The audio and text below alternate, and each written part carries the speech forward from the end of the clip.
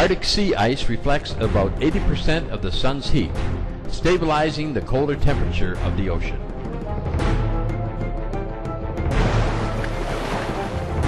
Based on the latest satellite data cited in a December 2007 article, National Aeronautics and Space Administration climate scientist Jay Zawali predicts that nearly all the ice could be gone from the Arctic Ocean by the end of summer 2012.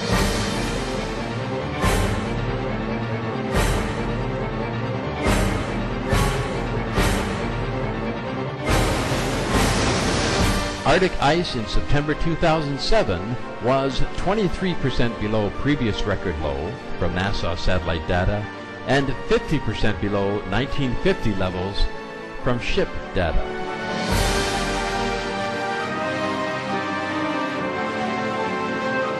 Other records surpassed. Greenland's surface ice loss is now 400% greater than 15 years ago.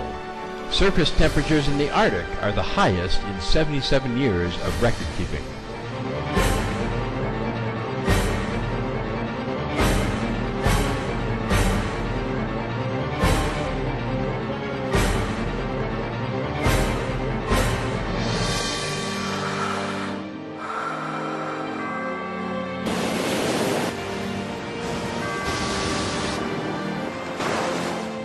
There is hope. According to James Hansen, top climate scientist at NASA, we have passed tipping points. We have not passed a point of no return. We can still roll things back, but it is going to require a quick turn in direction.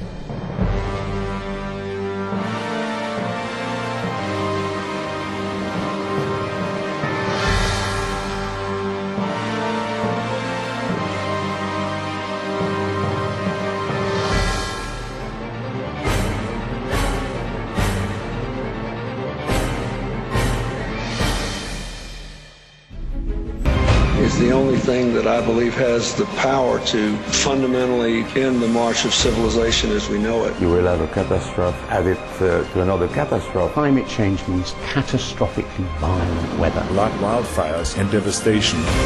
Rising sea levels. Rising food prices. To the spread of disease. We are all part of the problem of global warming.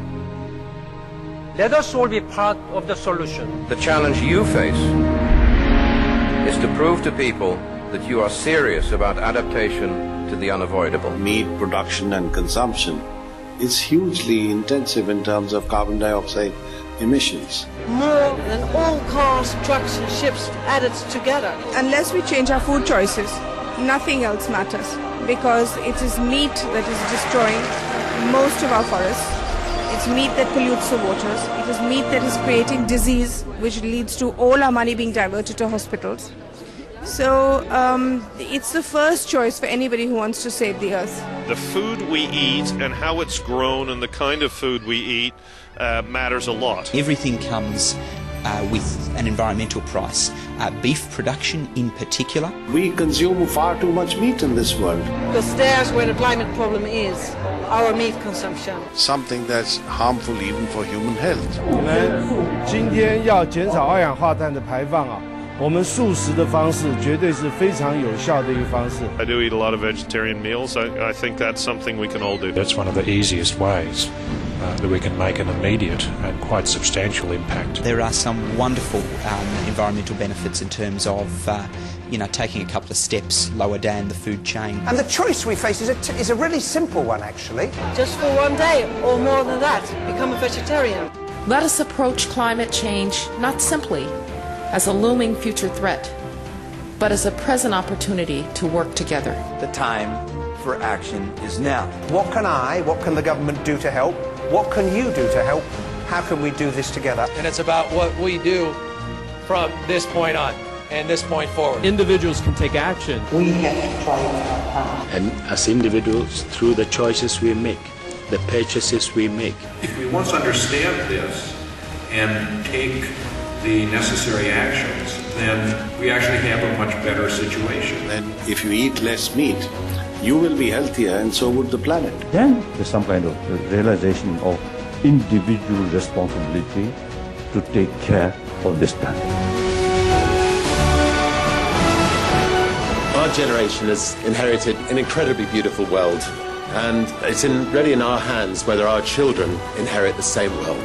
That is our duty, so that our children can have a decent quality of life on this planet. We cannot be anything less than courageous and revolutionary in our approach to tackling climate change. It's a win-win situation if you eat less meat. Living in harmony with the natural world is the only way for the future.